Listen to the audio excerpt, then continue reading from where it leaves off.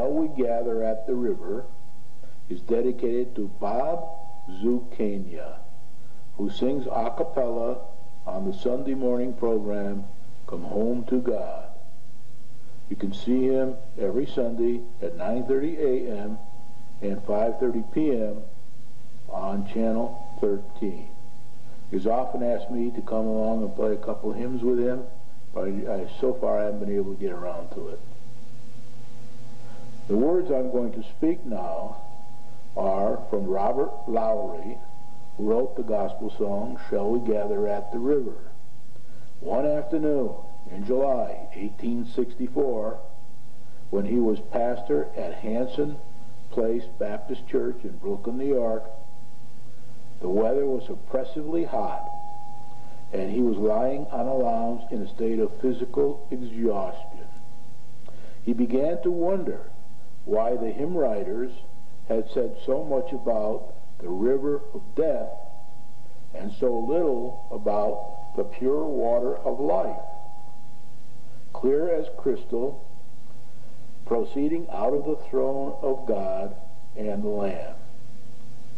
He mused, the words began to construct themselves. They came first as a question of Christian inquiry. Shall we gather? Then they broke in chorus. Yes, we'll gather. On this question and answer, the hymn developed. The music came with the hymn. I'm interested in this song because we have two rivers here in Winston, Connecticut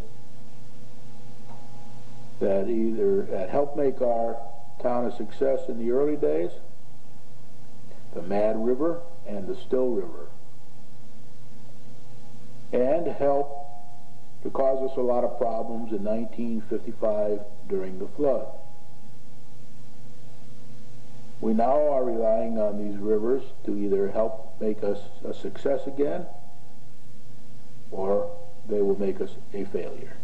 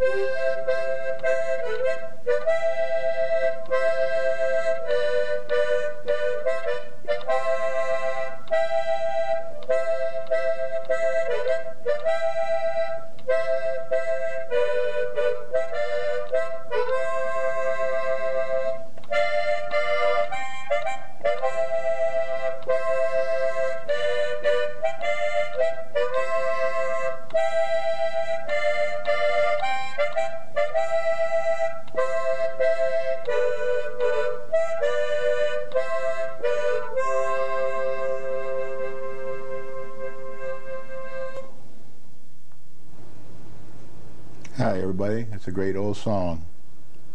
Shall we gather at the rivers?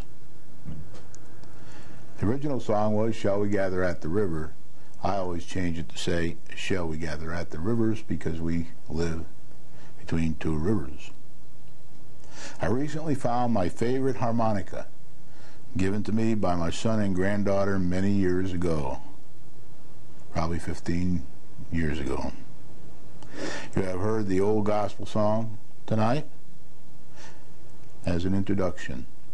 The song was written by Robert Lowry, Brooklyn, New York in 1864.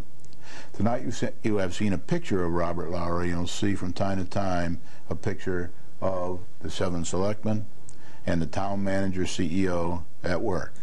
And perhaps you might see another picture of the town manager CEO at his desk. Because I'll be talking a bit about the budget tonight in the beginning of the program, and then more about the national scene, financial scene, for the second half of the program. I don't think there's any competition tonight from basketball, so maybe we'll have a few more viewers. We usually get a lot of viewers when it's inclement weather.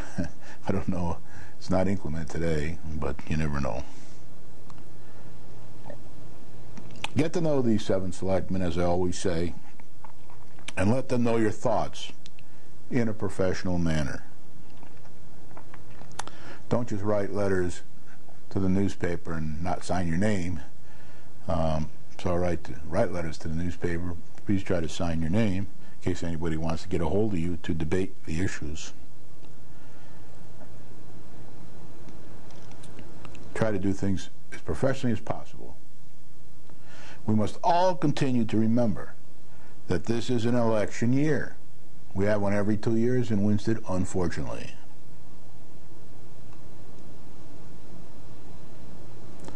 And in an election year, every selectman and town manager decision is closely scrutinized, or not so closely scrutinized, and exaggerated as fodder in one way or another by the political party or parties or candidates that lost in the last election and want to win in the next election.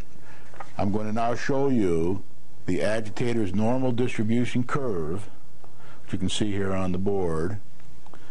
It's my normal distribution curve, but today I'm going to feature the agitators in town, and once again try to convince you that there aren't many of them. Probably all of their comments fall along this distribution curve when it comes to the performance of the selectmen, the performance of the town manager, and other elected officials on the Board of Education or appointed officials in various commissions. But on the left side here you have this little red mark. That's the extreme agitators that'll say anything to try to undermine these people, and they'll criticize anything they do. They criticize their looks, their haircut, their policies, all kinds of things. Right? So rather than trying to work with the people and go see them and discuss things with them in an intellectual manner, they carp and criticize and write nasty letters. Anyway, the curve goes this way. Most people in town, 3,700 or so unaffiliated voters out of the 7,000 and change voters we have in town, fall along this middle part of the curve here. And these people are more they're more capable of looking at things objectively. They don't have hidden agendas. They're not running for office, so they're not really vindictive. I call them. They're not really agitators. And these people always have good ideas. There's no doubt about that. And I go to some of these budget meetings and other meetings, as I say in the past here on this program, and they behave exemplary. The teachers, the parents of the students themselves, when they attend, other people in town that have comments to make, the real vitriol really comes either from the left or the extreme right. And they are a very minority. I would say if you have 60 people here, 40 to 60 people, and then you have to divide it by two, because they usually come like Noah's Ark. You usually get two from a family, a husband and wife, or person and a significant other, or a boyfriend and girlfriend, or whatever. So it's very few people out of the 11,500 people in the town, or the 7,000 that are eligible to vote. And the same thing kind of happens over on the right-hand side. Often, even on the programs, you see husband and wife combinations, and that's okay. Not a problem with that. But the question is how it's all done. And it's hard, really, to have any positive contribution if you're always combative. I saw a person the other day who told me, boy, that person is really combative. And that's the kind of word. If you look back to the history books, there's 200 years worth of history in these books, the annals and these history books of Winston. A lot of the combative spirit went all the way back to arguments between churches and things like that. So it's kind of been ingrained here for a few hundred years. I've never witnessed it before as bad as I have since I've been back in Winston. That's very important for you to understand as voters. Now, again, the Democrats probably have 1,700 voters registered. Often you can divide by two there as well, because there's two people from the family usually are in the same party one way or another. Don't always vote the same, but usually have the same kind of background. And then the Republicans are about 1,400, and then the smaller splinter parties are about 50. And a lot of those come from a Democratic background. I think most of the people that are in the minority, like the 50 people on the voters list, at one time or another, were in the Democratic Party. So they kind of tend to ally with the Democrats in a lot of respects. And then the other main thing you have here is you have one along this normal distribution curve for, shall we be a green city only? Along the distribution curve, shall we build a lot of new industrial and commercial buildings, or housing buildings? And they all fall along this normal distribution curve. So it's something I always like to put up here, because I don't want you to be fooled by all the yelling and screaming that goes on by 30, 40 people divided by two, and it's probably 20 couples one way or the other. So don't be fooled by that in this next 6 months we have before the election. What you've got to do is try to watch and see what the people are doing to help your town. There are a lot of tough decisions. I just saw today in the paper where one of the world's foremost financial authorities gave some feedback to the President Obama, saying he probably could have been better if he moved the stimulus package faster. I'm not saying I agree with this, I'm just telling what he said, and got it going long before he did get going. And he said part of the mistake he thinks Obama made was trying to get consensus for too long before the stimulus package was agreed. The consensus, of course, would have been with the Republicans, and then between the House and the Senate. So we have the same problem in this town. These 5 selectmen, the businessmen, they came in to do a job. The 2 Democrats came in to do a job. They overlap in a lot of the smaller things they're trying to achieve, but not in the big things. The Democrats did not get their $57 million, including interest, bond issue, and they seem to be losing the battle to keep the 2 major developments that'll make us more prosperous from coming to town. And if they can't stop them, they'll try to slow them down as much as they can, as I said last week. Now, the Republicans, they've had their share of failures too, but they did stop the bond issue, thank God for that. $57 million, including interest. That would take us 20 years to pay off. The taxpayers that are here now, that is. And they also have a lot of good things that they've been doing here. I'm going to report on one of them tonight, the Pearson Middle School OCR repairs that were under the gun to get done here over the summer. So they're doing a lot of good things. They didn't have as much luck as they wanted with the mayoral form of government, but they did get a turnout at the polls, and the poll wasn't too bad. 2,000 people voted in favor of that, even though it lost. But the town got its chance to evaluate that form of government and see if they wanted it here or not, and they can thank the Republicans for that. On the other hand, they didn't want it here, so we don't have it. So now we're still struggling with the town manager form of government, and that is not perfect either, so we have to work a lot with this town manager, and that's why I try to feature him. Just like I said earlier at the beginning of the program, that the fellow who wrote the Shall We Gather at the River song, he always wondered why people always wrote about the dark rivers and not the positive light side of the rivers. And we kind of think that way here too. We kind of look at the dark side of things all the time, not the positive side of things. So what I'm trying to do here is not bang everybody down and demean everybody, although some people kind of demean themselves with their actions, but basically what I'm trying to do is be positive on this program, and I do get a lot of feedback from people. I try to be as objective as possible. I am an unaffiliated voter, not Republican or Democrat or Green or Ralph Nader Party or anything like that. So I try to do that. Now, nobody's perfect, so it doesn't always appear that way to people, and it doesn't always come across that way. But this is a show where we're trying to say, how can we get things done? You know, if we're not positive and we don't try, you know, and I always talk about when I was involved with the moon, the project before we went to the moon, landed on the moon.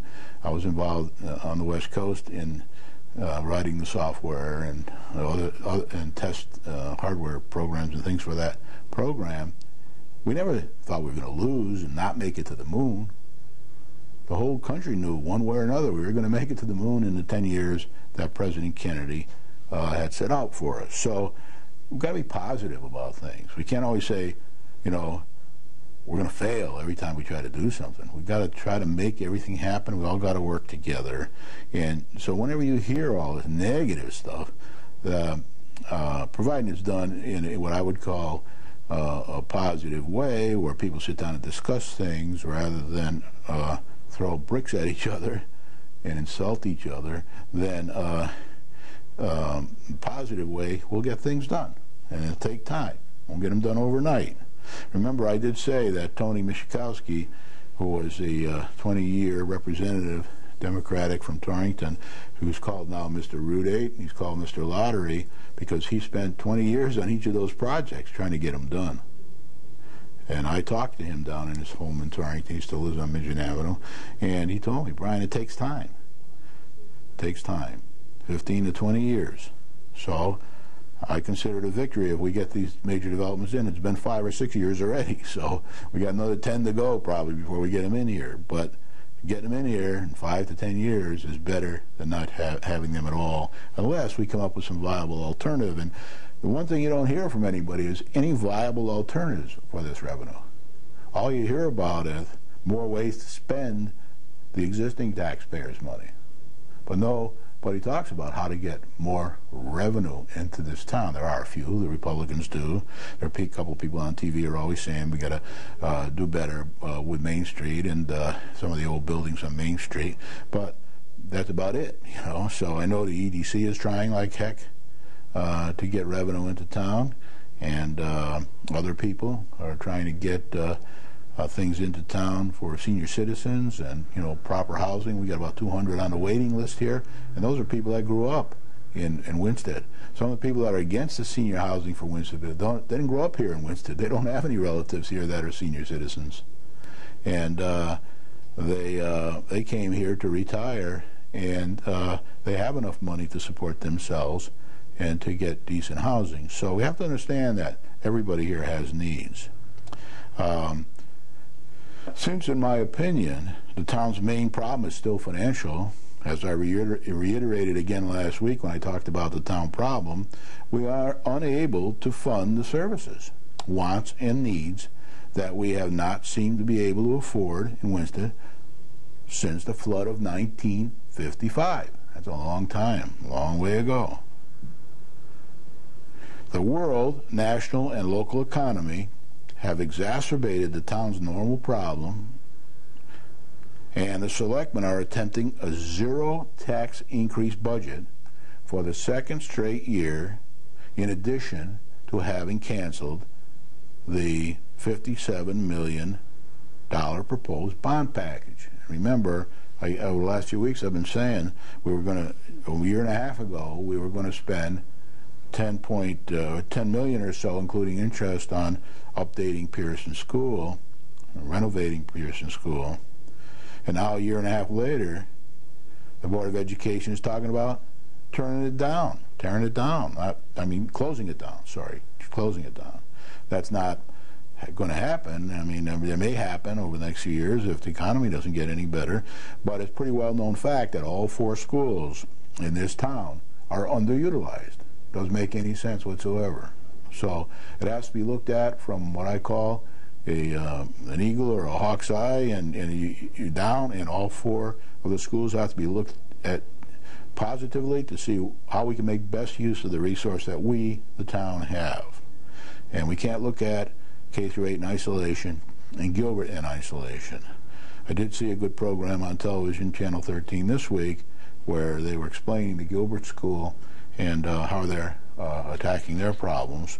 Well, there was also another program where K-8 was being discussed, and Blaze Salerno, the superintendent, was talking about how he would attack his problems. Now what we need to do is see a program where both of them sit there and say how they're going to work together to solve the education problem for the town as a whole, whether they're a private school or a public school. They're all paid for by guess who? We, the taxpayers of the town of Winchester. There was a budget meeting last Thursday night for our FY 9-10 budget, and a work-in-progress budget update was presented by the finance director, Henry Centrella, who was present. He presented it to the selectmen and the public.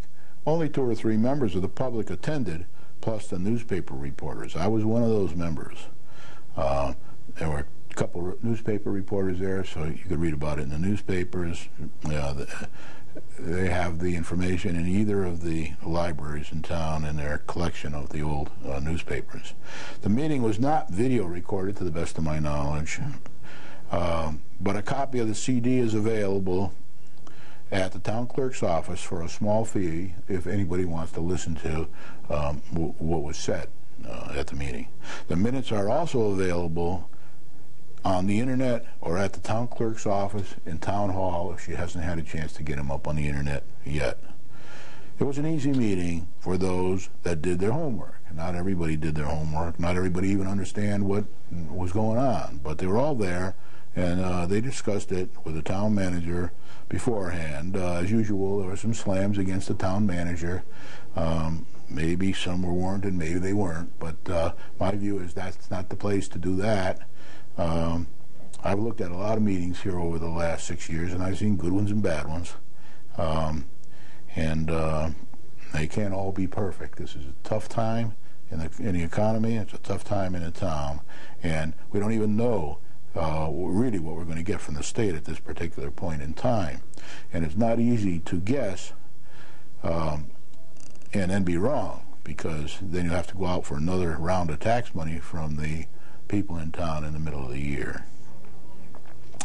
The budget, this budget must now be amended by the town manager and his direct reports in an attempt to reach a zero tax increase for the taxpayer in fiscal 9 and 10.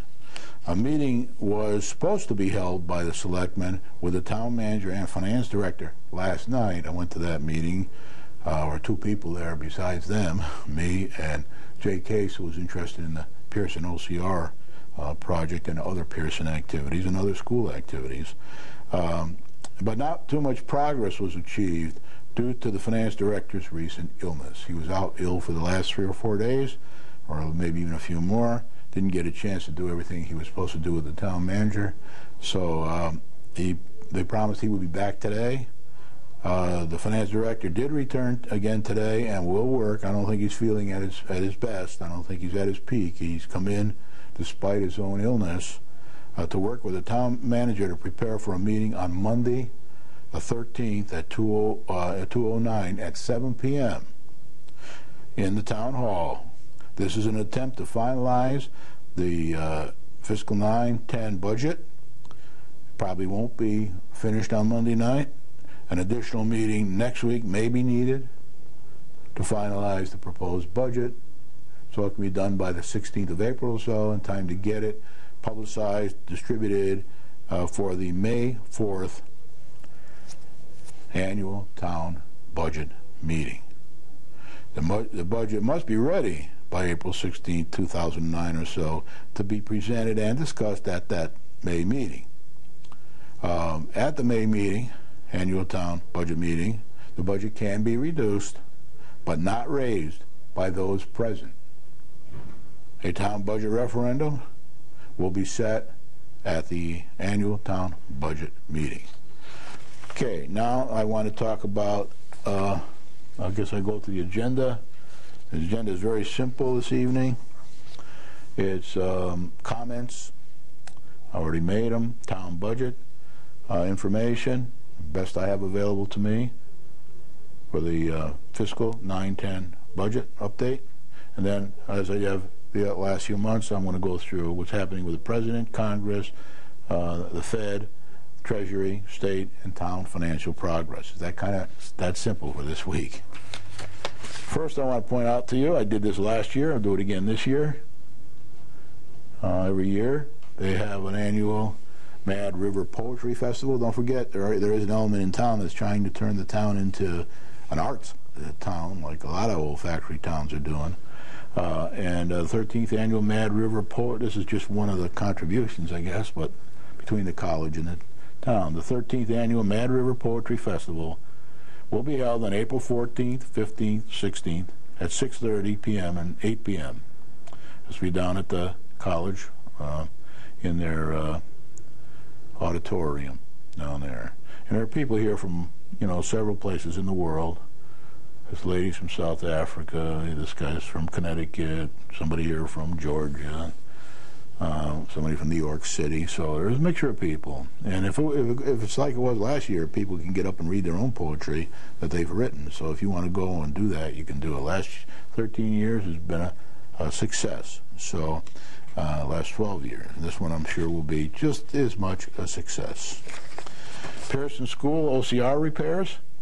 I asked Jay last night where we stood, and he said we've had 35 responses to the request to the bidders that we put out about a few weeks back after we got the approval, or the budget approval, to go and spend the money. They had a contractor walk around. That has taken place just a few days ago for these 35 contractors that responded as having interest to bid on the work. Repairs will begin soon once the contracts are given out, and that can be in a very short period of time. And work should be complete by the summer's end. So we're making a lot of progress on here, and this was the businessmen's alternative to redoing the whole of Pearson. And there are some other work that may need to be done at Pearson because of the current proposed redistricting program, but that's going to be a total separate budget and won't be involved in this OCR repair budget. And then once we're done with this, somewhere after a month or more after we're done, we may receive our money promised to us for the 70% for doing this. The rest of it is going to come out of the fund balance in this year's budget. Now, the Enterprise Corridor, that's between Torrington and Winsted, the old Route 8. There's some activity happening down there. I don't know all the facts on it because it's not all public information yet, but there are a lot of rumors and a lot of comments being made in town. Number one, it was in the papers today. You saw it probably. Today, maybe even yesterday. I think it was yesterday and today. Department of Motor Vehicles down there on the corridor. They just ran the water down there to that building. The state has on the table, because of the budget cuts, they may move that. They may leave Winsted with the Department of Motor Vehicles. It's only open a few days a week anyway, but it's very handy.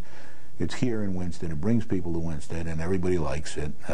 So everybody's hoping they don't move it out. But in order to save money, the state is considering closing down the DMV, and we'll know when their budget is approved and in place.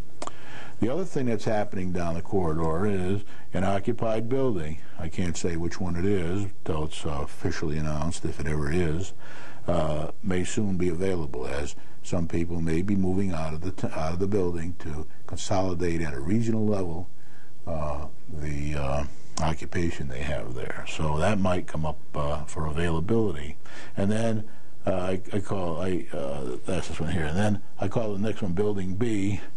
If you go down the corridor, there's a whole piece of land down there with a business on it that has been for sale and may soon be sold to another company. So there'll be another changeover down there, and then they will have to evaluate, and they'll do that before they buy it, I'm sure, that they have enough water and they have enough sewer capability or whatever. But when we do get the water and sewer down the enterprise corridor, these are the kind of things that it will facilitate. It'll make it easier for these people to live. Now, the DMV does have water because they just ran it down this year.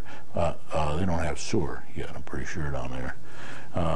And then these buildings, I'm sure they don't have the sewer. And this one definitely doesn't have the water. This may have the water. So I didn't double check that today. Okay, now as far as the budget's concerned, I'm going to go over the latest information that's public. Don't get too upset when you see this tonight, because it's going to change on Monday night, most likely for the better. But this is the 209-210 budget information. The town is $9,707,928. The capital is $731,117. The debt service, that's paying off previous bonds and things, not paying off, paying money down on them like a mortgage, $556,818. And where did I get that from? The debt service, yeah, $556,818. I missed that just now when I looked at it. And the Board of Education is $20,123,977. That adds up to $31,119,838.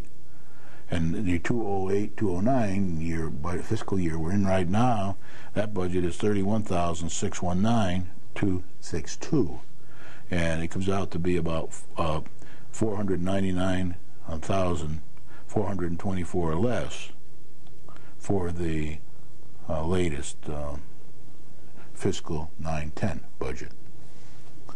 Sources for it, and these come right from the town finance director and town manager. These are not my numbers. The sources for the budget increase: the annual state aid, general government minus $215,556 for one reason or another. Capital reimbursement minus $815,000. Debt service minus $223,084, and the Board of Education minus $7,640, which comes to minus $1,000,000 to $16,280. A decrease in state aid of $1,000,000 to $61,280. There should be 261, I think, here. Okay, so I made a mistake on that one. New taxes. This is very important for all you people who pay taxes. Town, $1,330,931. The debt service, $21,636, and the Board of Education, $28,129, for a total of needed from taxes, on top of what we had last year, $1,281,166, an increase of taxes of 1.65 mils. A mil is worth around $776,464 I didn't have a chance to check it out properly with Henry because he was ill over the last week, but I did a division here, and I come up with that number. So it's roughly in that area. Last year it was about 825,000. So that's what it's worth. Now, local revenues, just to give you an idea how revenues are going. Permit fees, minus 50,500.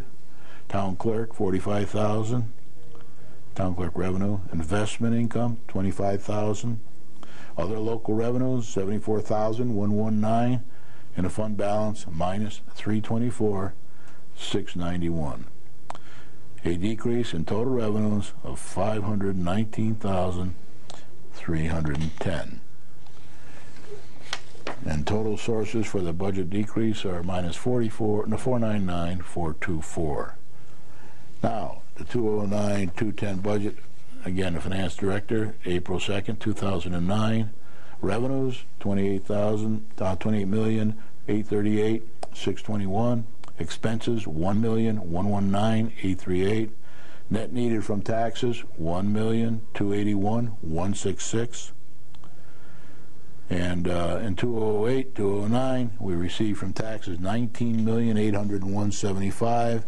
The total from taxes for fiscal 9-10, as it stands right here with this information, 21,081,341.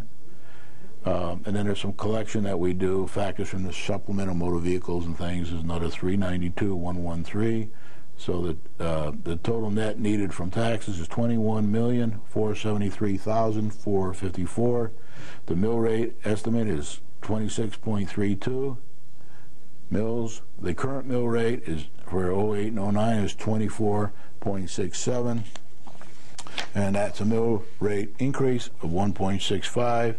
And if you divide it, you'll find that it's about 6.67%. I rounded it to 6.6, but it's 6.67. You might want to round it up to 6.7. So now, don't be too alarmed by this, because the town manager and the finance director and the town manager's direct reports and everybody else, the audit people, they're all working on trying to get this down to a zero here and a zero increase here. That may or may not happen. We'll know by the end of next week roughly what this will be. So don't panic. Wait till next week, and well, you can see we got a lot of managing to do here over the next week, and I'm sure it'll come out all right one way or the other. Now, as far as progress is concerned, the president, he encourages, I just saw in the paper today, the 7 to 9 million families to take advantage of the record low mortgage rates and refinance their homes. This will help everybody, because that means more business for the banks. It'll help the people who refinance because they'll have a lower mortgage interest rate, therefore a lower payment. It'll help the banks and the financial institutions, and it'll help all of us, because then the banks will be more prosperous, and they'll be able to lend more money to everybody else, and then they'll be able to make money, and the circle goes around and around. Rates on a 30-year mortgage, as of today, have fallen to 4.87% as a result of all this money, this quantitative easing money that's coming in from the Fed. And the loans that are being made to the banks are at very, very low interest rates, because they're borrowing from the money from the discount window from the Fed. So we're down 1% from a year ago. The trip to Europe that the president took last week bore a little financial success. He had some high hopes when he went over there that would get all the countries to put out stimulus money and more stimulus money, and they balked on that. He wanted the IMF and the World Bank to receive more infusions into their backup pool money, and they got $1 trillion for that between them. I think it was 750 for the IMF, International Monetary Fund, and the World Bank, I think, got 250 billion. So 750 billion and 250. So its infusions total 1 trillion. G20, the meeting he went to, didn't want to do any more stimulus. The countries balked on that. And at NATO, he wanted more troops to help in Afghanistan, and they balked on that as well. They don't want to send any more troops. But what they will do is send some help for training the Afghans, and they want medical help and some management training people, all that kind of thing. Because what they really want, the European, at NATO and in Europe and all, they want to see the Afghans stand on their own 2 feet and not have too much backing from our troops. Congress may be considering another stimulus package, about $500 billion. The new Securities and Exchange Commission SEC Secretary Mary Shapiro is still considering putting an end to the naked short selling and bringing back the uptick rule. There's a lot of that on TV over the last few days because they're talking about it now, finally. A lot of people have recommended this. This was put in 1933 and eliminated in 2007. And now they want to put some changes back in again. So that's being looked at. The SEC, Securities and Exchange Commission, is considering 5. This should be. I changed it at the last minute because different news come out today. But 5 proposals to restrict short selling, a type of investing blamed for accelerating the severe downturn in financial services towards the end of last year and the beginning of this year.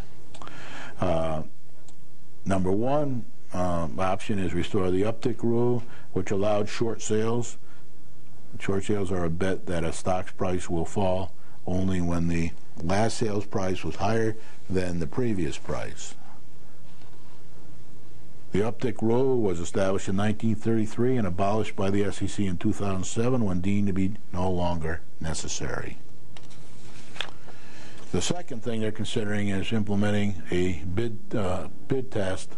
We don't have too many details available on that, but the speculation is that this will allow short selling only at a price above the last available bid. And number 3, implement a thing called a circuit breaker. Again, we still have no real details on that, but the speculation is that 2 proposals are being drafted. One proposal would temporarily halt short sales of a stock if a stock has already fallen by a certain percentage, say 10%. The other proposal would trigger the application of an uptick rule or bid test after a stock has experienced a decline by a certain percentage, say again 10%. Number 4, we don't know exactly what that's going to be called, and there's no information available, but it's believed to be based upon a steep slide in the price of a security, some action to be taken based on a steep slide in the price of a security. Number 5, same thing. We don't know what that's going to be called. That's an option, but no information is available there.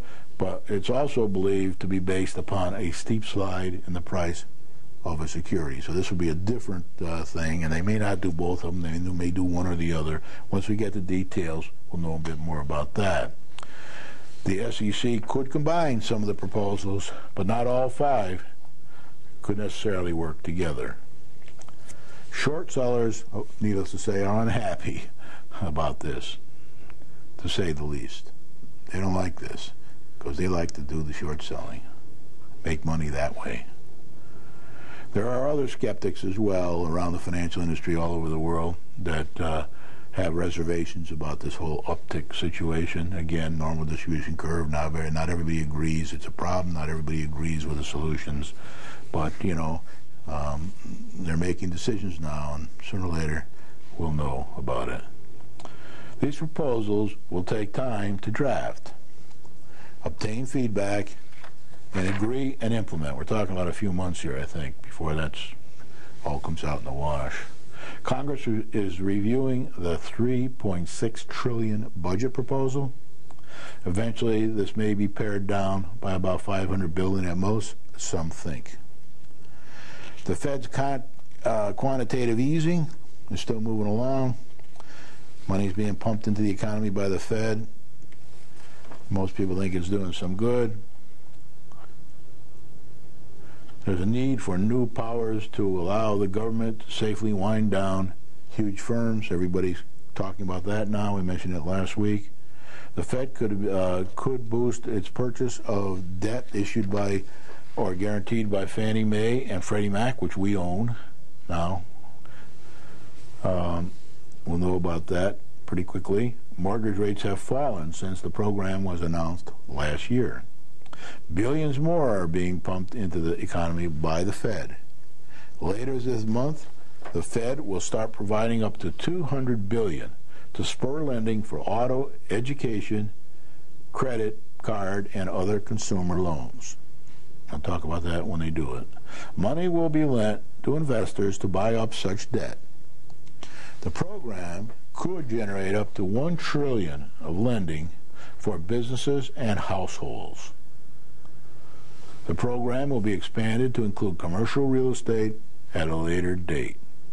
The Washington-based World Bank thinks that China may hit bottom mid-year and begin its economic stabilization and perhaps recovery, mainly brought about by their stimulus efforts to date. China has the world's third largest economy. Wholesale inventories dropped in February by 1.5%, the most in 17 years. This was more than double the analysts' expectations. Sales rose 0.6% for the first time since June and is a sharp reversal from January's revised 2.5% drop. So this is a bit of good money. This is a bit of good news here, and that this is means things are picking up a little there, and the stock market did reflect that before it dropped down again, only to be revised again today by some Wells Fargo bank information. This shows that retailers and others have begun to replenish their supplies that they were dumping around Christmas time. This may be a sign that companies may be getting their inventories under control. Very important for the economy. Inventory levels will probably be a lot lower than they ever were before, but once they get to a stabilizing point, then people can begin to predict earnings, and earnings per share will give us an idea what the markets can do over the next few years. Those continuing to receive unemployment insurance, 584,000 people, set a record for the 11th straight week. They are the highest since 1967 and higher than analysts expected. Wells Fargo expects to report first quarter net income of $3 billion for this. The government they've done a pre-announcement saying this is what they expect to report. Maybe a little different when they finally do report it. That's about probably the end of this month. The government owns $25 billion in preferred shares of Wells Fargo as a result of the bailout loan they received. A year ago, the bank reported a first quarter profit of $2 billion. So we're looking at roughly $1 billion difference here. That should give them some money to pay back part of their bailout package. The Treasury, the International Monetary Fund, IMF, estimates that the world toxic assets on the bank's books may be as much as $4 billion. Many analysts feel that an economic recovery, these are worldwide analysts, feel that an economic recovery is not possible until the banks are restored to health. One prominent analyst estimates that banks' losses may exceed Depression-era levels. The Treasury will extend its $700 billion bailout program to certain life insurers. So they're now looking at bailing out life insurers. Some life insurers have met requirements for government capital investments due to their status as bank holding companies, and their applications for bailout funds are now being considered. These are among the hundreds of financial institutions that are in the Capital Purchase Program, CPP, pipeline. They will be reviewed and funded as appropriate on a rolling basis. The Treasury Department opened a $5 billion financing program to help auto suppliers keep parts flowing to GM and Chrysler as they try to rebound with billions in federal aid. And I'm told or read that Chrysler is really serious about filing for Chapter 11 bankruptcy. U.S. mortgage applications arose last week as demand for home purchase loans jumped even as interest rates edged up from recent record lows. Demand for home purchase loans far outweighed demand for refinancing. The Mortgage Bankers Association said its seasonally adjusted mortgage applications for the week ended April 3rd, 2009 increased by 4.7%. In addition, the quality of the borrowers has remained high, with high FICO, that's credit ratings, test scores, and low loan-to-ratio values. The Connecticut Business Industry Association, CIBA, Bankworth Credit Survey has announced that Connecticut businesses have shown a modest improvement in the availability of credit. The businesses expect conditions to remain the same or improve slightly. The recent government actions, including the stimulus package, are beginning to have a positive effect on business lending and the state's credit environment in the coming months. $42 billion in education stimulus money has been sent to the states for distributing to the towns and cities. We still don't know what we're going to get, but we're in line for some of that. The Governor's Stimulus Task Force has allocated a first round of funding of $1,135,348 in federal money to the Litchfield Hills Council of Elected Officials for shovel-ready projects. And they're going to take the 11 communities that are in their area, one of which is us, and they're going to divide it up. And from those 11 communities, they have a request for $35.2 million, and we're only going to get $1 million. So I'm not going to go through all the individuals because I've done this a few weeks in a row, but I have a list here of the what we may get. Things. One is Holabird Avenue, and then some maybe including the bridge, some for Colony Drive and Wetmore Avenue and the Newfield Road. Some cuts are still expected in state aid. Now, the college may get some funds for their nursing program, and about $32 billion or so, I don't know the exact number there, in stimulus money has been passed to the state and will be used to replenish unemployment insurance coffers that are now decreasing. A town will receive $35,000 from the DEP to help with the updating of regulations. We still don't know exactly what that's going to be for, but we'll know soon. The budget information is preliminary. Some corrections and reductions are needed. Promise from we have some money. I'm running out of time here. We have some monies promised already for certain things that I've talked about over the weeks, so I won't go through them anymore now. But more stimulus money may be received eventually when the state decides who gets what and when. So that's it for tonight's program. Sorry we got a little bit short of time there, but I did want to deliver my message at the beginning of the program that we all must work together. We must be very good to each other. We must understand what everybody's trying to do, give them the benefit of the doubt. We must try to help them rather than try to undermine them.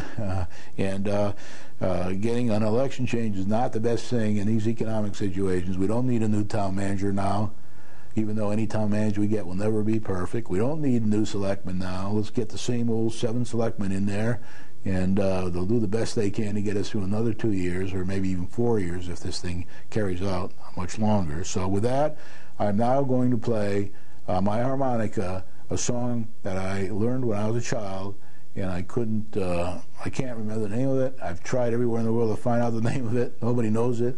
So please listen. If you know the name of this song, give a call down here to Charter Communications. Let them know what you think it is, and I'd appreciate it. So thank you, and see you again next week.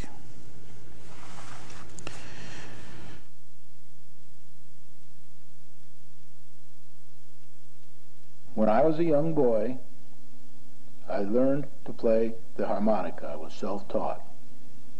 I can still remember many of the songs to this day. However, the name of the following song escapes me, and I've been searching for it all over the world. I've talked to choir masters, organ players all over in churches, and I can't seem to find the name of this song.